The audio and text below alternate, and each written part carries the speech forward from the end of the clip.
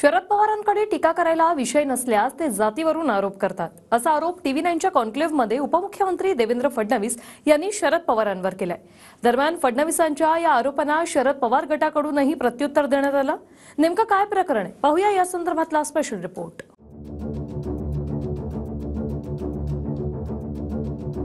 ज्यावेळी काही सापडत नाही विषय, पवार साहेबांसारखा माणूस देखील जातीवर जातो ना।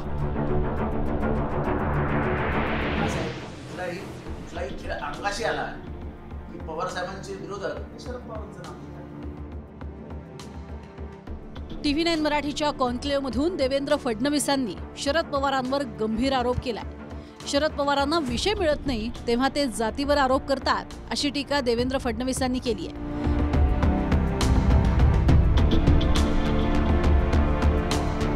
दरम्यान देवेंद्र फडणवीसांच्या या आरोपानंतर शरद पवार गटाकडूनही फडणवीसांना प्रत्युत्तर देण्यात आलंय।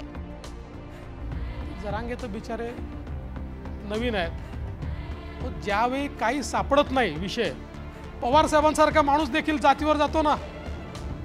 ज्यावेळी आम्ही संभाजी राजेंना तिकीट दिलं त्यावेळी किती नाराज झाले होते पवार साहेब। त्यांनी स्टेटमेंट दिलं की पूर्वी छत्रपती पेशवे नेमायचे, आता पेशवे छत्रपती नेमताय। त्यामुळे जेव्हा कुठलाही विषय मिळत नाही त्यांना माझ्यावर भ्रष्टाचाराचे आरोप लावता येत नाही, त्यांना माझ्यावर इनएफिशियन्सीचे आरोप लावता येत नाही, त्यांच्यावर माझ्यावर राजकीय आरोप लावता येत नाही, त्यावेळेस जातीचे आरोप लावण्याचा प्रयत्न करतात। आणि अलीकडच्या काळात मला असं वाटतं की काही नवीन नेते देखील हा प्रयत्न करतायत। त्यांनाही महाराष्ट्र समजून घ्यावा लागेल, महाराष्ट्र हा जातीपातीत अडकणार नाही। असं आहे की कुठलाही खेळ अंगाशी आला पवार साहेबांचे विरोधक शरद पवारांचं नाव घेतात। त्यांना कळलं की आता गाळात फसत चाललो की त्याला काडीचा आधार, काडी म्हणजे शरद पवार।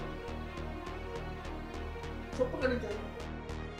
आगामी लोकसभा निवडणुकीवर भाष्य करत फडणवीसांनी विरोधकांच्या टीकेला उत्तर दिलंय। महायुतीमधील प्रत्येक पक्ष आपापल्या चिन्हावर लढणार असंही फडणवीसांनी म्हटलंय। तर शिंदे गटाचे 50% खासदार कमळ चिन्हावर लढणार असल्याचा दावा संजय राऊतांनी केलाय। आता आपण तिघजण आहोत, तर महाराष्ट्र त्याहीपेक्षा खंबीरपणे हा मोदीजींच्या पाठीशी उभा राहायला पाहिजे। तर मग कोणाला कुठली सीट मिळते, कोणाला किती सीट मिळतात, काय नंबर असतो, हे सगळं गौण आहे। महत्त्वाचं आहे ज्यांच्या जागा जिथे निवडून येऊ शकतात त्या ठिकाणी त्यांनी लढवलं पाहिजे। तर त्यांनी कमळावर लढवावं की त्यांच्या धनुष्यबाणावर किंवा घड्याळावर? एक गोष्ट पक्की आहे, भारतीय जनता पार्टी लढेल तर कमळावर लढेल, शिंदे साहेबांची शिवसेना लढेल तर धनुष्यबाणावर लढेल, अजितदादांची राष्ट्रवादी लढेल तर घड्याळ लावूनच लढेल। माझ्या माहितीप्रमाणे हे दोन्ही पक्ष कमळावरच लढतील बरं का। कमळाबाई यांना ठेवून गेले, यांना जो कमळाबाईचा नाद जडलेला आहे बरं का, त्याच्यामुळे कमळाबाई या दोघांनाही आपल्या पदरी ठेवून घेईल। शिंदे आणि अजित पवार मतं आणणार कुठून? चोरलेल्या पक्षाबरोबर मतं चोरता येत नाहीत ना।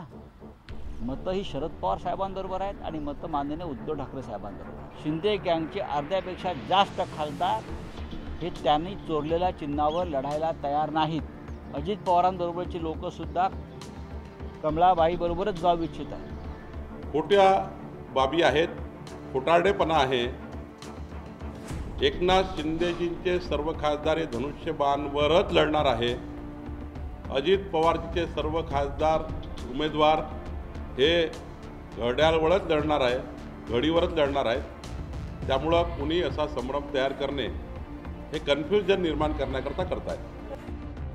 दिल्लीमधून युतीसाठी उद्धव ठाकरेंवर जाळं टाकलं जात असल्याचा दावा राऊतांनी टीव्ही9च्या कॉन्क्लेव्हमध्ये केला होता।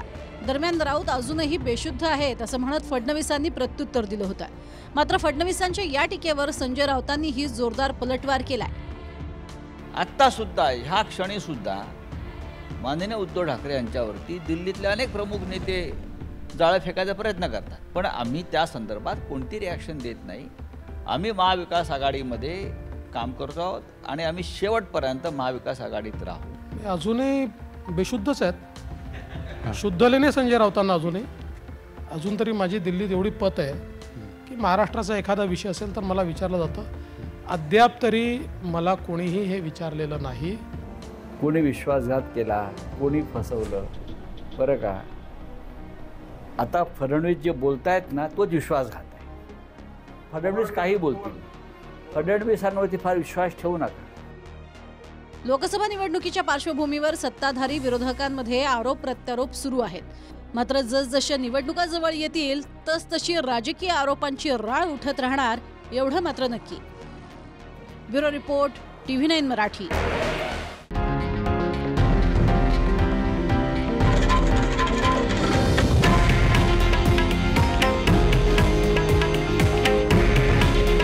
हे आहे देशातील नंबर 1 न्यूज नेटवर्क आणि आपण पाहत आहात TV9 मराठी. काळजी तुमची, हित महाराष्ट्राचं.